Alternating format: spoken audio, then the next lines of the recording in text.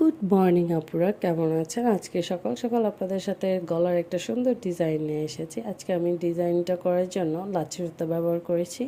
এই ডিজাইনটা কিন্তু খুবই ইউনিক, দেখতে পাচ্ছেন আমি কীভাবে পেঁচিয়ে এই ডিজাইনটা করছি। এটা কিন্তু ক্যাবল স্টিচের মতো অনেকটা।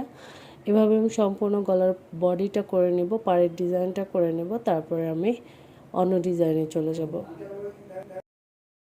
প্রতিদিনই আপনাদের সাথে কোনো না কোনো ডিজাইন শেয়ার করি, আশা করি আপনাদের কাছে ভালো লাগে। ভালো লাগলে কিন্তু আমার সার্থকতা, যেহেতু রেগুলার শেয়ার করি, আপনাদের কমেন্টসের অপেক্ষায় থাকে। আপনারা কমেন্টস করে জানাবেন যে ভিডিওগুলো কেমন হয়, আপনাদের কাছে ভালো লাগে কি খারাপ লাগে, সেটা আমার সাথে অবশ্যই শেয়ার করবেন।